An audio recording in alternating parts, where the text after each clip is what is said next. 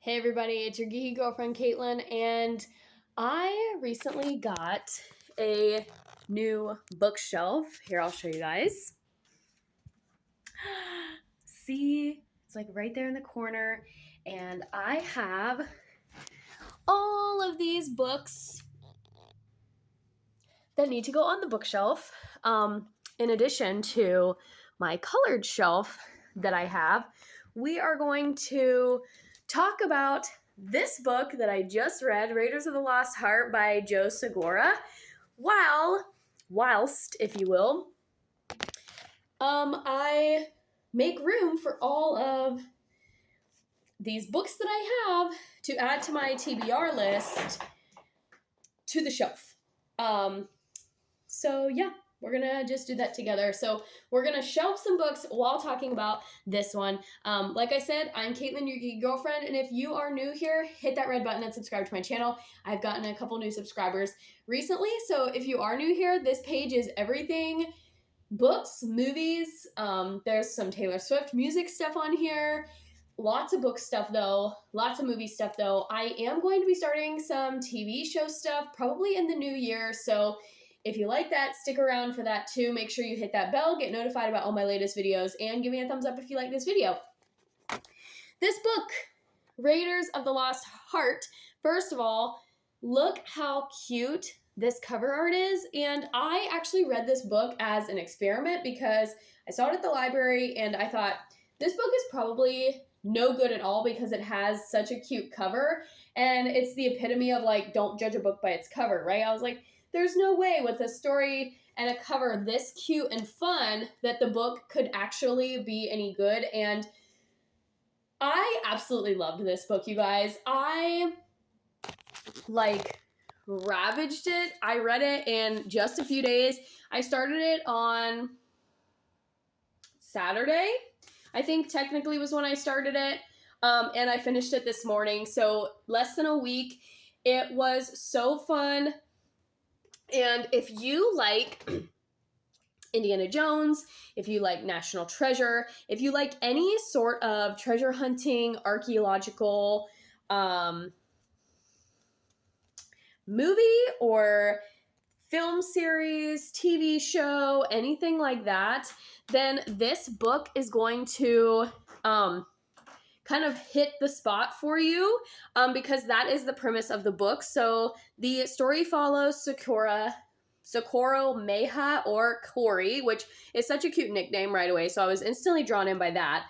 So it follows her, but it also follows Ford Matthews. So this book has a dual perspective, male and female. And I love those because it's so fun to kind of watch the two characters wrestle with their feelings in more ways than one. It is an enemies to lovers romance. It is an adventure rom-com. There's just a lot of good, really good, fun things. And after the last book that I read, which I reviewed here on the channel, that I did not rate so highly, it was so refreshing to like, this is nice. Like have a book that I enjoyed reading. If you're wondering how we're going to do this, we're going to take everything that's not read off the shelf first. So I can show you. So there's my red section. And then you see I had like all these white cover books. So we're going to just slowly replace the colors with the neutrals. So we're going to start with white. Anywho, like I was saying, the last book that I read, I actually for the first time encountered a no-no trope and had to kind of work through that and compromise with myself about what that was going to look like to read. And you know what I also just realized? I just realized that I need to be journaling these new TBR books. So I'll be right back. Okay, anyway, comment below if you want more details about my home library journaling system that I have. It's definitely DIY. But I literally just drew this little tracking sheet. So comment something, comment home library, comment journal, and I will let you know what I did. So every new book that I buy, I'm like adding to my figurative shelf in the journal. Anyway, back to this one. First of all, I want to talk about the cover because the cover does a really good job at like matching the descriptions.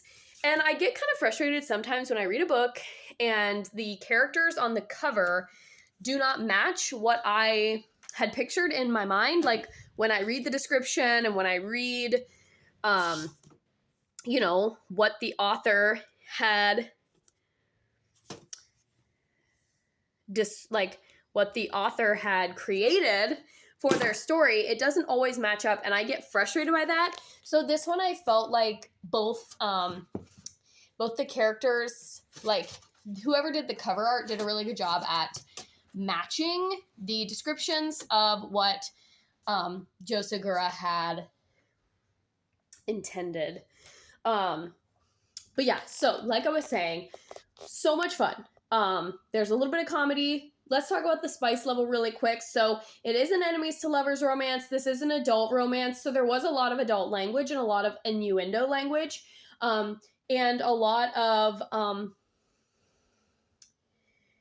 anatomical terms used, or nicknames for anatomical terms used, a lot. So if you like dirty talk, if that gets your goat, there was a lot of that. So there's a lot of tension between the two characters at the beginning of the book. And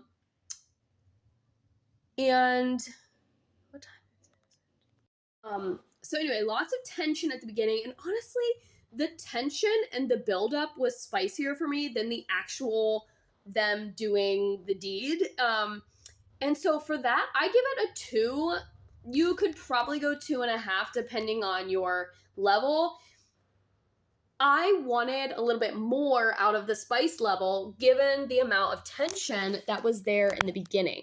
So because the tension level was so high in the beginning, I wanted more out of those scenes than what I got.